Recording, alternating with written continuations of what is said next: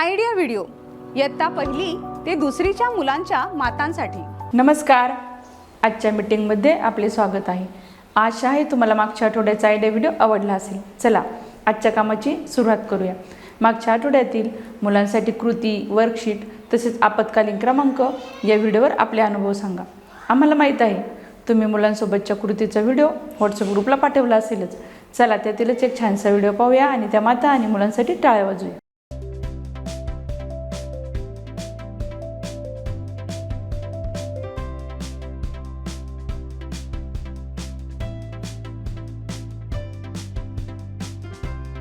आता आपण पुढील कृती करू, जिचे नाव आहे करून पाहूया. समान अंतरावर 4 ते 5 गोल काढायचे आहे. 2 मातांनी हा खेळ खेळायला सुरुवात करायची आहे.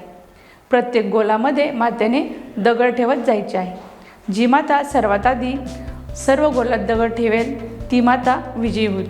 हा खेळ सर्व मातांनी खेळायचा आहे. 2, 3, स्टार्ट.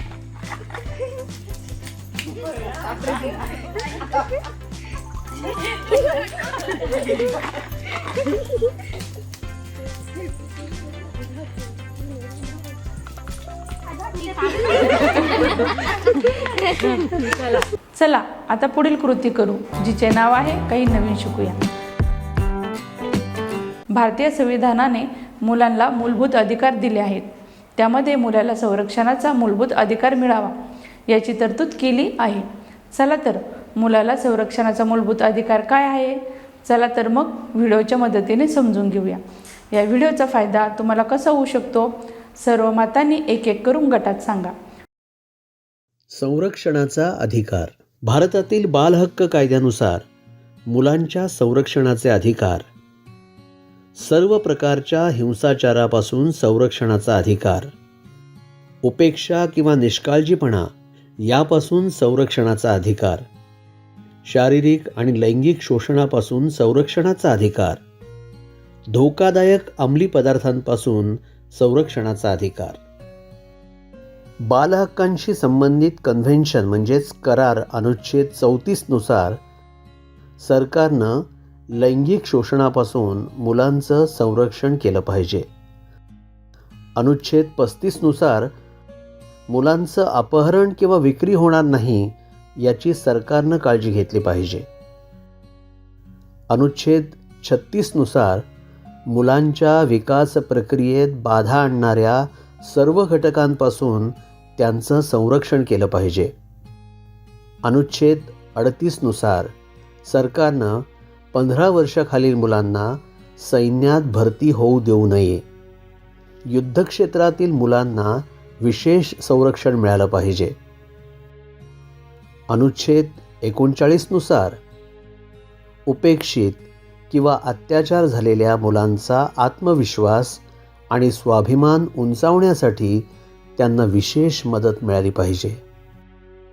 भारतामध्ये national commission for protection of child rights NCPCR ही एक वैधानिक संस्था आहे. संसदेच्या कायद्याद्वारे तिची स्थापना केली गेली आहे. Commission for protection of child rights CPCR 2005 या कायद्याच्या माध्यमातून भारतामध्ये बालहक्कांची सुरक्षा, पाठिंबा आणि बचाव हे कार्य साधलं जातं. लैंगिक गुन्ह्यापासून बालकांचं संरक्षण कायदा 2012 कलम 5 अन्वये मुलांच्या मानसिक किंवा शारीरिक अपंगत्वाचा गैरफायदा घेणाऱ्या व्यक्तीला किमान 10 वर्ष तुरुंगवासाची तरतूद आहे.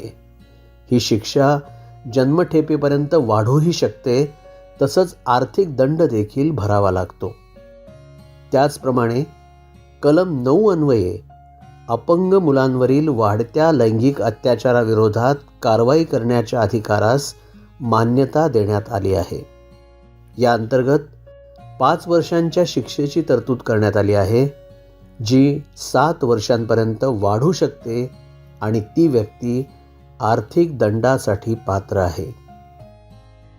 किशोर न्यायालय अंतर्गत बालसंगोपन आणि संरक्षण कायदा 2015 कलम 85 अन्वये या प्रकरणात नमूद केलेला गुन्हा वैद्यकीय व्यावसायिकानं प्रमाणित केलेल्या कोणत्याही अपंग मुलासोबत घडला असल्यास गुन्हेगार व्यक्ती अशा गुन्ह्यासाठी तरतूद केलेल्या दंडाच्या दुप्पट दंडास पात्र आहे. जगभरातील सर्व मुलांना आदरानं आणि सन्मानानं वागवलं पाहिजे. चला, प्रत्येक मुलासाठी हे जग सुयोग्य आणि सुरक्षित बनवूया. चला आता पुढील कृती करू, जिचे नाव आहे घरी जाऊन मुलाकडून करून घेऊया. मातेने मुलाला कोणतीही एक कविता किंवा गाणी म्हणून दाखवायची आहे. आता मुलाला हावभावासहित त्याची आवडीची कविता किंवा गाणे म्हणायला सांगायचे आहे. मुलाला कविता किंवा गाणे म्हणताना अडचण येत असेल तर मातेने मदत करायची आहे.